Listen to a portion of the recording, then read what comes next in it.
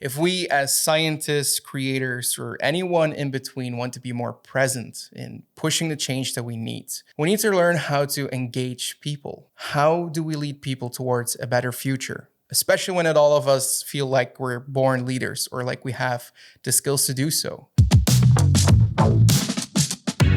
A lot of the times when we hear a leader, we think about a prime minister or we think about a CEO. So we often think leadership in terms of positions. And I was reading, I think it was one of Brené Brown's books, and she talks about leadership, and she had a new definition. Anyone who kind of looks at other people's capabilities and propels them forward. Leadership is about kind of stepping forward and taking initiative and seeing how you can bring others with you. And I know that some leaders talk about kind of leading from behind. So you actually empower other people, and that's leadership. You don't always have to be, you don't have to be the prime minister. You don't have to be a CEO. And I think when it comes to the climate movement, I think we have to start recognizing that different people have really cool ideas. And I think the leadership part is about taking kind of some of those ideas and trying to help them grow. And I think that's kind of a nice way to think about leadership. We feel very much like the bridge between different people and those generalists in between. And sometimes it is bringing those different types of people together in itself, which can be that part of leadership. Yeah. Is there something like training or education do you feel like could be useful if people want to move ahead with that and connect people or propel other people forward? Yeah, so I would probably, there's so much out there. So I think when people say, I don't know where to start, that's completely understandable. I think always my first recommendation is search for the information. So for instance, there's an amazing podcast and called Coaching for Leaders. And that's been my absolutely favorite podcast for years. It's really focused on self-leadership, but also understanding different styles of leadership. And Dave Stachowiak, who's the host, I know him well, and he just does this amazing job of always being so humble and thinking this, he gets these great leadership gurus on the podcast, and all he always thinks is like, what does this person have in terms of insights that would be useful for anybody who's listening to this podcast? What can they learn, and how can he be the kind of vehicle of the bridge kind of in between that? And a lot of that conversation in that podcast is very much about, how can you kind of lead yourself better, but also how do you work in teams? What do you do when you have like massive conflict at work? So it's very much quite practical as well.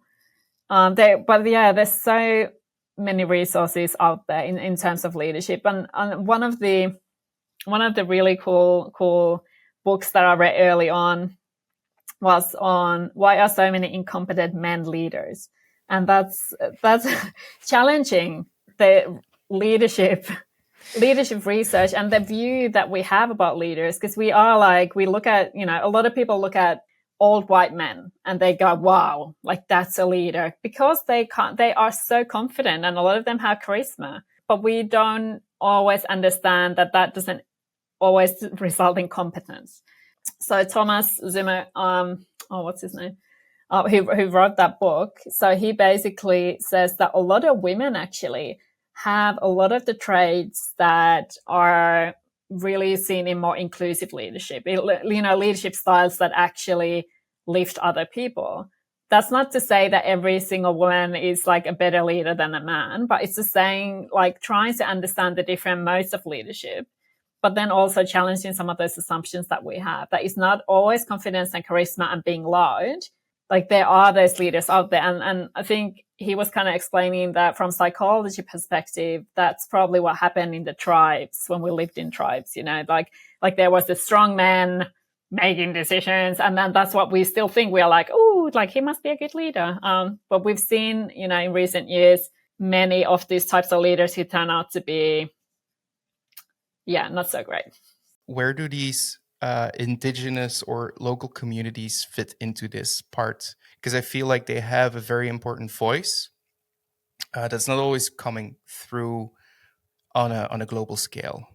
So I think we have seen more and more focus, for instance, on indigenous knowledge in indigenous communities. Certainly in the IPCC, so the last assessment was very much, we had indigenous authors as well, which was really, I think, a step forward. So I think the global conversation in the UN, the kind of indigenous and groups, communities, and local communities as well, there are pathways for having these conversations and bringing those voices as well. But I think it's also about the research community. So I work closely with Associate Professor Meg Parsons from University of Auckland, who's Indigenous Maori scholar who's focusing on climate adaptation, but from the Indigenous perspective. And I've learned so much from her, and I love working with her because she has, every time we do something together, if we write on climate justice, there are so many different interpretations, what that means, in the communities where I live and work. And then something that's, so that might be a completely different concept. And we did some work on transformation a few years ago. And a lot of the Indigenous participants said, well, transformation for us is a negative word. Like, I know everybody's now like, oh, we have to transform the world and we have to transform. And they said, we have been transformed for generations by colonialism, so we have always been transformed. So now we would like not to transform anymore, but we would like to, find our own, have our own voice.